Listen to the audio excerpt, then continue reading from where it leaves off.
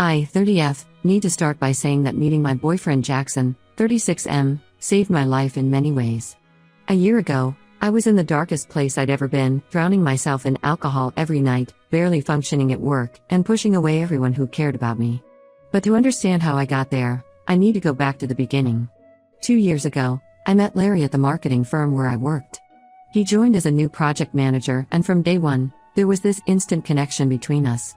Larry was charming, successful, and seemed to understand me in a way no one else did. We started having lunch together, then after work drinks, and soon we were dating. Larry was everything I thought I wanted in a partner. He was attentive, caring, and always made time for me despite his busy schedule. He told me he traveled a lot for work, which explained why we only met on certain days and why he never invited me to his place. I was so in love that I didn't question these obvious red flags. For 8 wonderful months, I believed I had found my soulmate. We talked about moving in together, about marriage, about how many kids we wanted.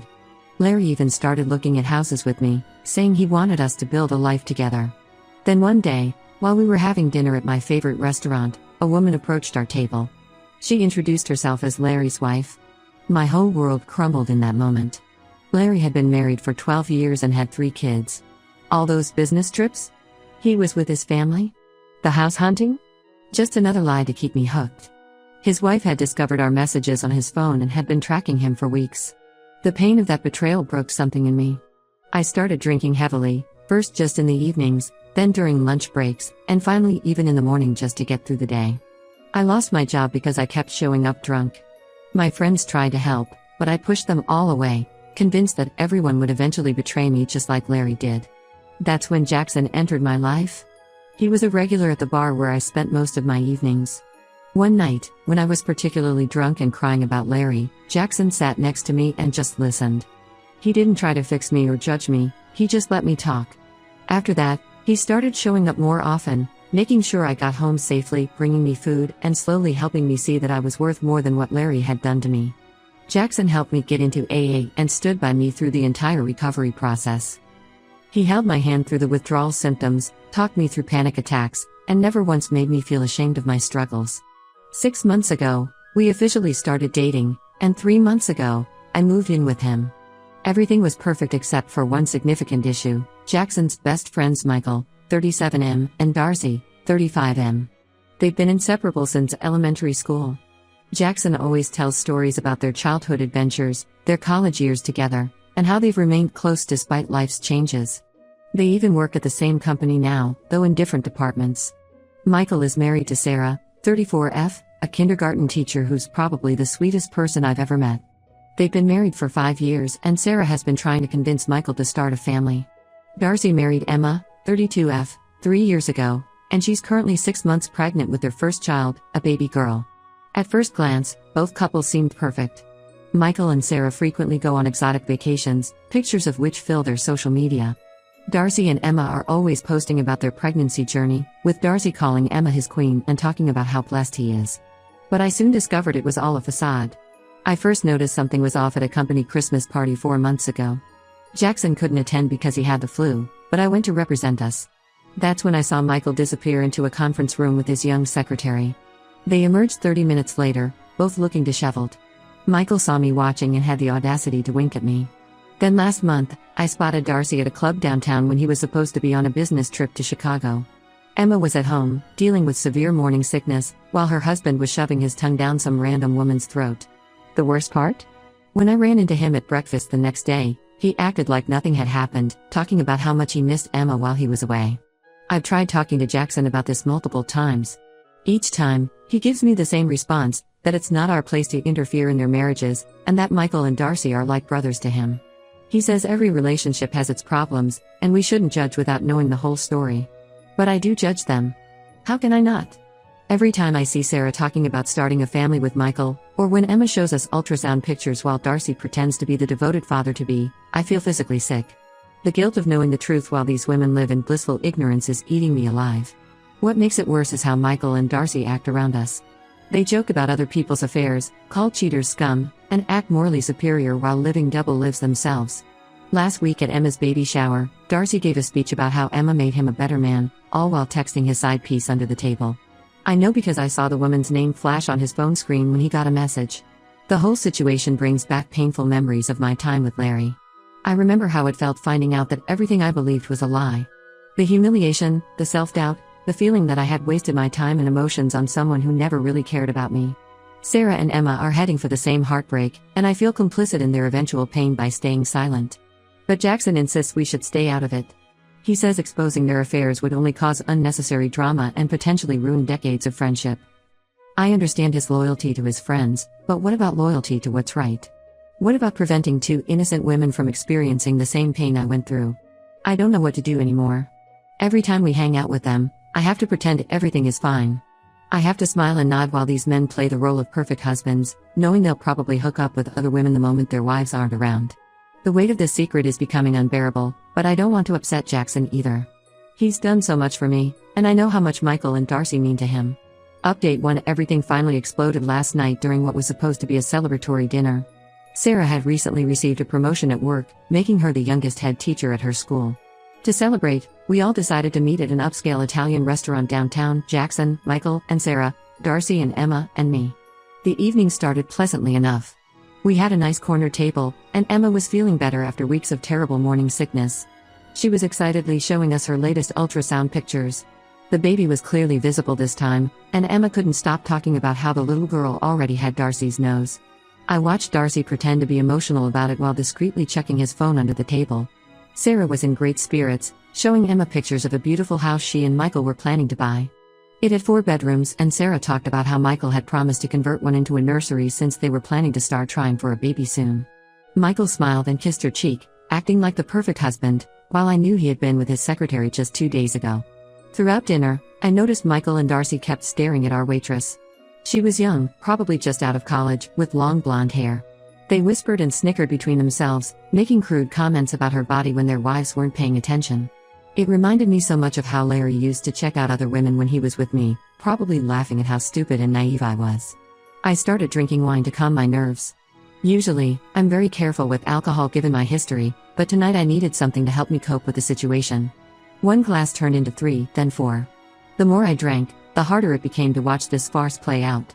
When the waitress came to clear our appetizer plates, I saw Michael smoothly slip her his business card while Darcy made suggestive eyes at her. After she walked away, they exchanged knowing looks and laughed, making disgusting comments about what they'd like to do to her. Their wives were completely absorbed in their conversation about the new house and didn't notice. The alcohol was really hitting me by this point, and memories of Larry kept flooding back. I remembered how devastated I was when his wife confronted us at the restaurant. How humiliated I felt realizing everyone probably knew I was the other woman. How much I wish someone had told me the truth sooner. Then the waitress returned with our main courses. This time, Darcy was even more obvious with his flirting. He made a show of asking about the specials, leaning in too close while she spoke, while Michael openly stared at her chest. When she left, they high-fived under the table like teenagers. Something in me snapped. I couldn't take it anymore. I stood up abruptly, knocking over my wine glass in the process. The red wine spread across the white tablecloth like blood, but I barely noticed. I pointed at Michael and Darcy, my hand shaking with anger and alcohol. I turned to Sarah first. I told her everything about Michael and his secretary, how I saw them coming out of the conference room at the Christmas party, how they hadn't even tried to hide their disheveled appearance. Then I faced Emma and revealed that Darcy's business trip to Chicago last month was actually spent at Club Azure downtown, where I saw him making out with some woman while Emma was homesick with morning sickness. The restaurant went completely silent. Sarah's face drained of all color, while Emma's hands went protectively to her pregnant belly as she started crying. Jackson tried to control the situation, telling them I was drunk and that my past trauma with Larry was making me see things that weren't there. But I wasn't done. I told them about the inappropriate texts, the dating apps I'd seen on Darcy's phone, and how they'd just been hitting on the waitress right in front of their wives. By this point, other diners were openly staring at our table. Sarah suddenly grabbed Michael's phone from his jacket pocket. Despite his protests, she found dozens of explicit messages between him and his secretary. Emma checked Darcy's phone and discovered multiple dating apps and conversations with other women, including plans to meet up when he was supposedly working late. The scene that followed was chaos. Sarah threw her full glass of red wine in Michael's face, screaming about how they'd been trying for a baby while he was sleeping with his secretary. Emma was sobbing uncontrollably, asking Darcy between hiccups how he could do this to her and their unborn daughter. The restaurant manager asked us to leave after Sarah started throwing breadsticks at Michael.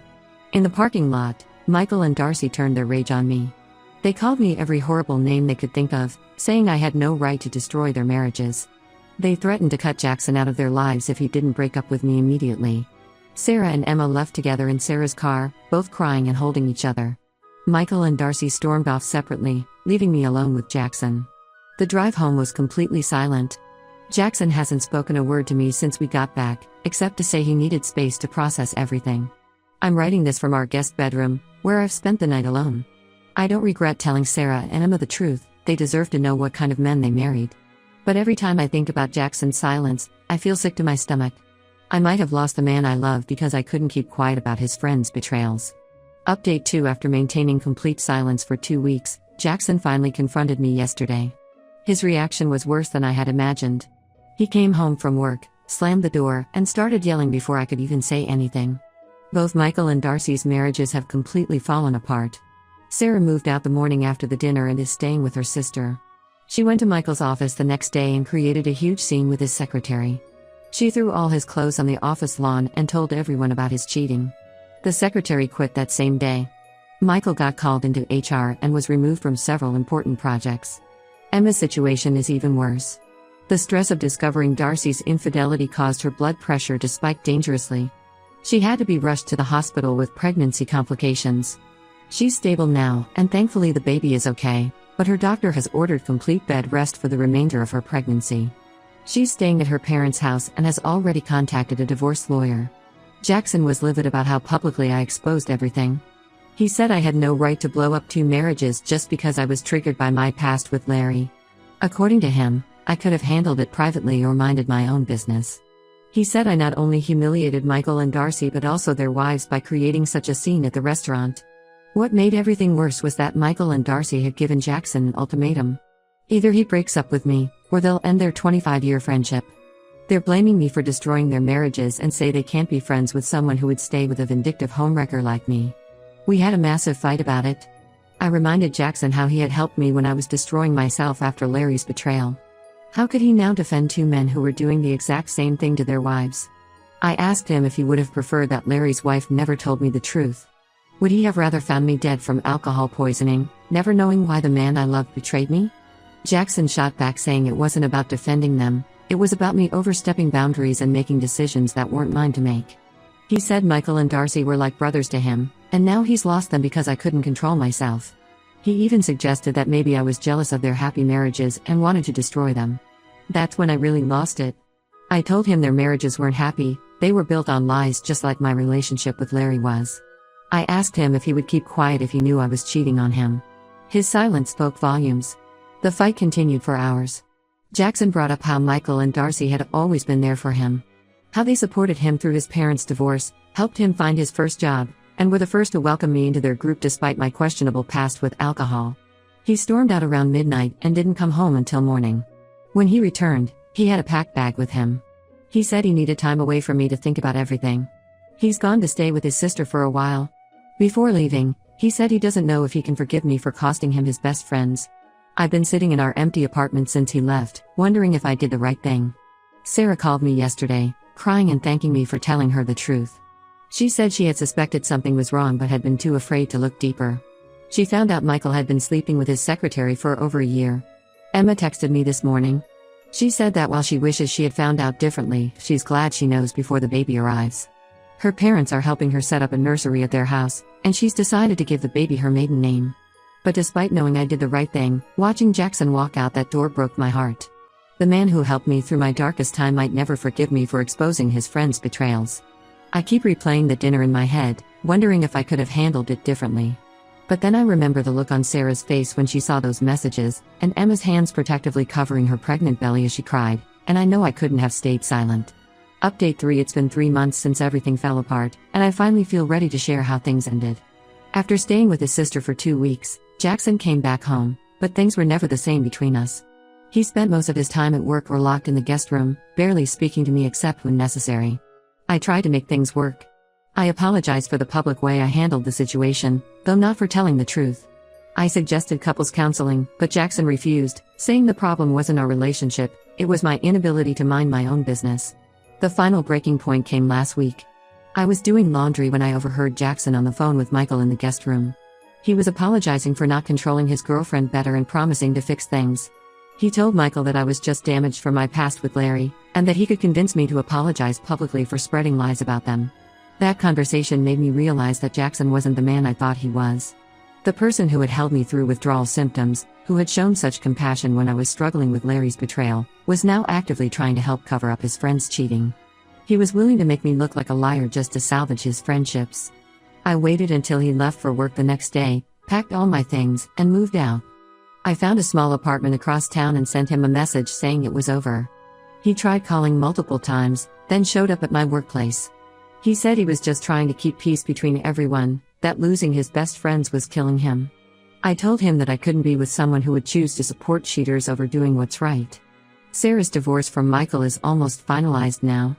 She sold their house and has been excelling at her new job as a principal at a different school. She started dating one of the dads from her old school, someone who had also gone through a divorce because of cheating. They're taking things slow, but she seems happier than I've ever seen her. Emma gave birth to a healthy baby girl last week. She named her Lily, after her grandmother, and gave her maiden name. She's fighting for full custody and will likely get it given Darcy's history of infidelity and the stress he caused during her pregnancy. Her parents, who had always treated Darcy like a son, have completely cut contact with him. Michael and Darcy aren't doing so well. After the secretary quit, rumors spread at their company. Michael was passed over for a major promotion he was supposed to get. Darcy's real estate business has taken a hit since Emma's father was one of his biggest investors. They're both living in Darcy's old bachelor pad, still trying to convince everyone that I'm the villain who ruined their perfect lives. Jackson sends me texts sometimes, usually late at night, saying he misses me and that we can work things out. But I've realized that what I thought was strength in him, his loyalty to his friends, was actually cowardice. He'd rather support wrong actions than risk losing old friendships. I've been sober for 3 months now, despite everything that's happened. Sarah, Emma, and I have become close friends. We meet for coffee every week, and I'm going to be Lily's godmother. Sometimes doing the right thing costs you relationships, but I'd rather be alone than silence my conscience to keep people happy. I don't regret telling those women the truth, and I never will. As Emma said to me yesterday, you saved us from wasting more years of our lives with men who didn't deserve us. That means more to me than any friendship or relationship ever could.